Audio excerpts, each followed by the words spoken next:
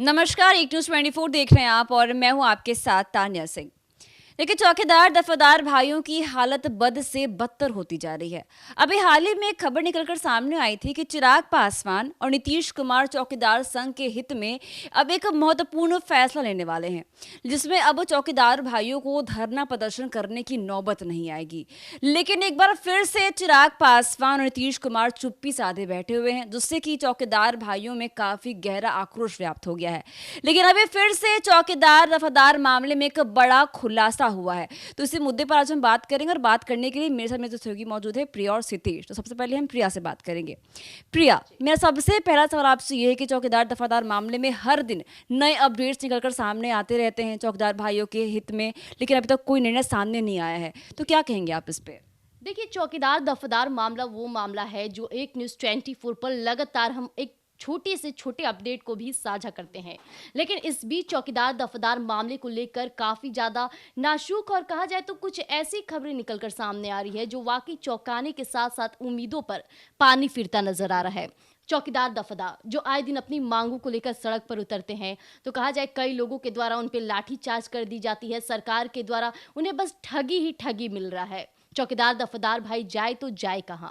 और केंद्रीय मंत्री चिराग पासवान लगातार कहते नजर आते हैं कि हम पासवानों के नेता हैं, पासवानों के हित में हम एक एक कार्यों को सामने रखेंगे। लेकिन केंद्रीय मंत्री चिराग पासवान पासवानों के हर एक मुद्दे पर बस बोलने की पकड़ रखते हैं, लेकिन कार्य कुछ नहीं दिखता है।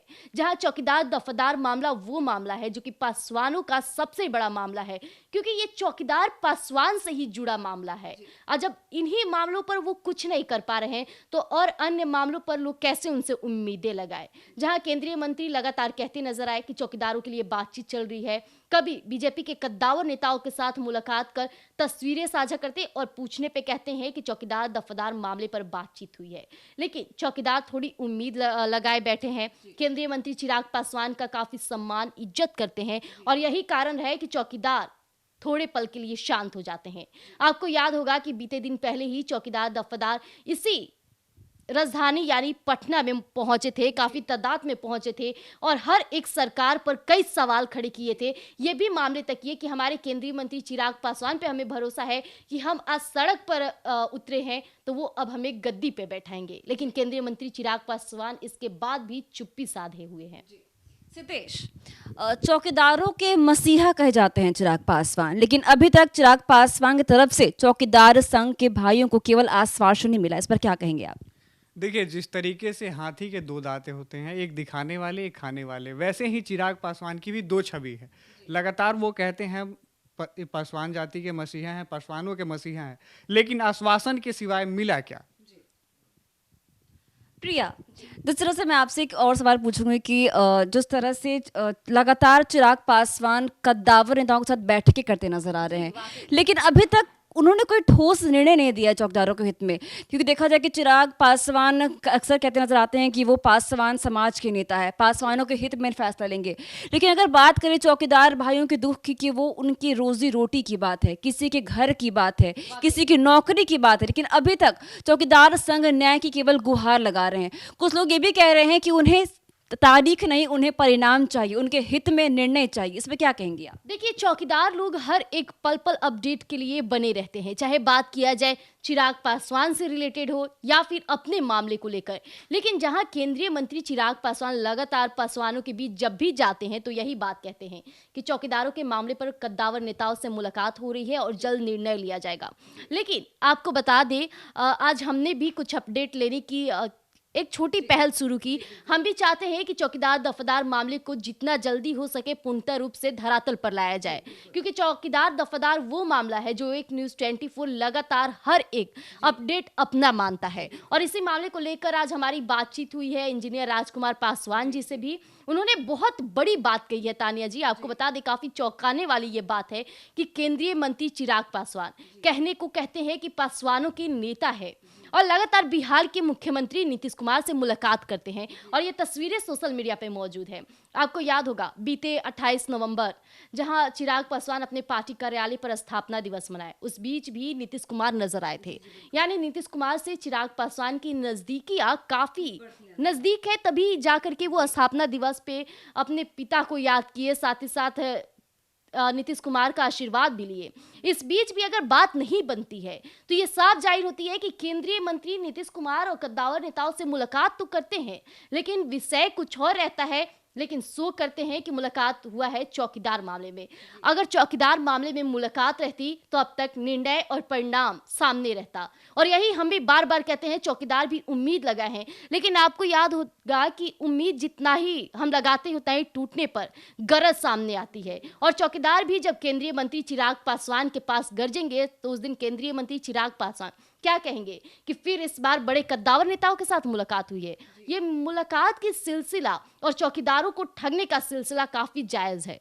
देखिए प्रिया, लगातार चिराग पासवान का नीतीश कुमार से बैठक करना और ये कहना कि उनका जो भी मुद्दा होगा वो केवल चौकीदार संघ के हित में होगा, लेकिन ये जो आश्वासन लगातार चिराग पासवान देते आ रहे हैं चौकीदार संघ, जैसे उनकी उम्मीदों पर काफी पानी फिरता हुआ नजर आ रहा है।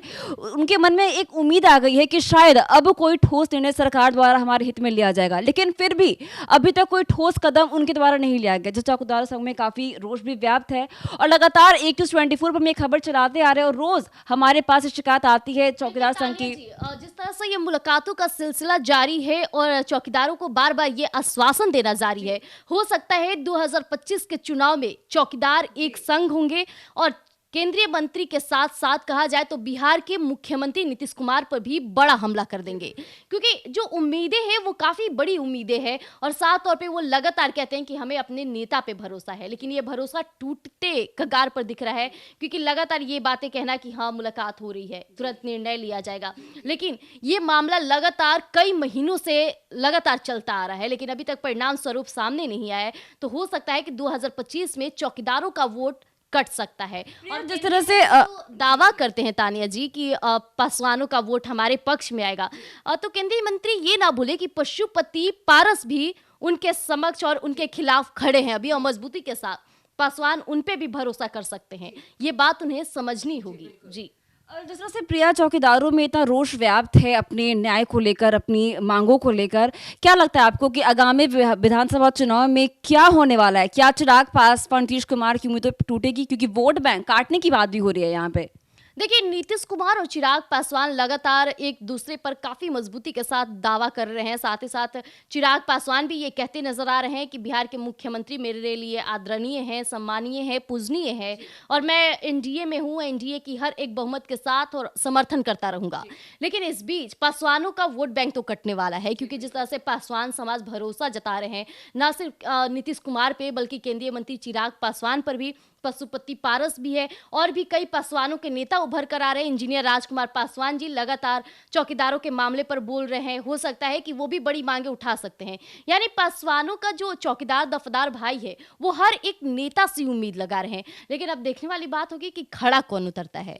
सितेश, जिस तरह से प्रिया जी ने कहा कि चौकीदारों के मामले में चिराग पासवान और नीतीश कुमार उनसे ठगी करते हुए नजर आ रहे हैं, तो क्या लगता है आपको, सच में क्या चौकीदारों के साथ ठगी की जा रही है उनके द्वारा? बिल्कुल, आश्वासन के सिवाय उन्हें कुछ नहीं मिला। पहली बात तो देखने की है कि बिहार में एनडीए की सरकार है और केंद्र में भी है, तो मामला फंस कहाँ है। लगातार नीतीश कुमार से भी वेट करते हैं और सेंट्रल में भी ये जाते हैं, पार्लियामेंट में भी जाते हैं, यहाँ भी जाते हैं और लगातार एक दूसरे नेताओं के साथ मीटिंग होती है।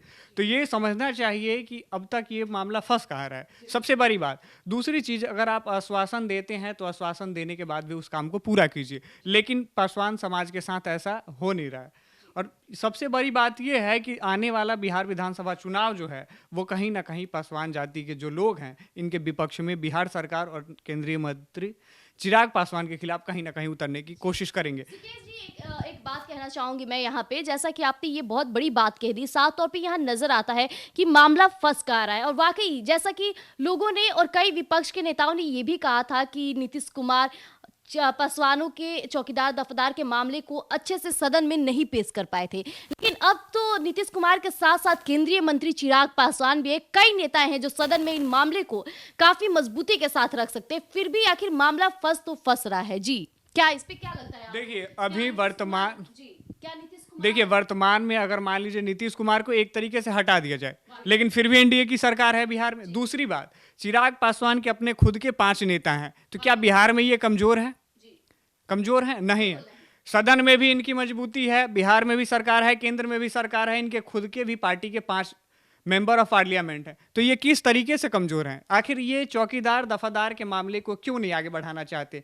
क्या ये वोट बैंक की राजनीति करना चाहते हैं? क्या ये बिहार विधानसभा का जब चुनाव आएगा तब ये कुछ ना कुछ बोलेंगे और बोल के उनका मन बहला देंगे और वो आश्वासन दे के फिर से वोट बना लेंगे? हो सकता है कि 2025 में कुछ लोभने के लिए ऐसी बातें कह जाए कि चौकीदार दफादार का फिर से उम्मीद, नीतीश कुमार पे भरोसा लगातार कायम रहे। हो सकता है कि सीएम नीतीश के साथ साथ केंद्रीय मंत्री चिराग पासवान की ये बड़ी साजिश और रणनीति हो सकती है। ऐसा भी कुछ हो सकता है बिहार विधानसभा चुनाव के समय, क्योंकि पासवान समाज के लिए अभी तक चिराग पासवान ने कोई भी ऐसा सख्त कदम नहीं उठाया जो उनके हित की बात हो और उन्हें उससे डायरेक्ट लाभ मिला हो सकता है कि बिहार विधानसभा में कुछ चौकीदार वफादार मामले को लेकर एक लॉलीपॉप दिखा दिया जाए और बिहार विधानसभा चुनाव में अच्छे परिणाम देखने को मिल जाए। देखिए, चौकीदार दफादार मामले को लेकर इंजीनियर राजकुमार पासवान ने एक ऐसा खुलासा किया है जो चिराग पासवान के साथ साथ नीतीश कुमार को भी खामियाजा इसका भुगतना पड़ सकता है। उन्होंने कहा है कि जब जब चिराग पासवान नीतीश कुमार से मिलते हैं या फिर केंद्र सरकार से मिलते हैं तो वो चौकीदार दफादार मामले को लेकर नहीं, अपने कार्यालय को जल्द खाली कराने के लिए कहते हैं। ये सबसे बड़ा खुलासा है अभी तक चौकीदार दफादार मामले को लेकर। तो जैसा कि आपने सुना कि जिस तरह से चौकीदार दफादार मामला लगातार तूल पकड़ा हुआ है, लेकिन अभी तक चौकीदार भाइयों को कोई ठोस निर्णय नहीं मिला है और लगातार चौकीदार भाई अपने न्याय की गुहार लगा रहे हैं। उनका कहना है कि उन्हें तारीख नहीं परिणाम चाहिए। लेकिन जिस तरह से राजकुमार पासवान चिराग पासवान पर इल्जाम लगाया है कि वो बैठकी के बहाने कुछ और ही निर्णय लेते हैं। तो ऐसी अपडेट्स के लिए बने हमारे साथ 24। धन्यवाद।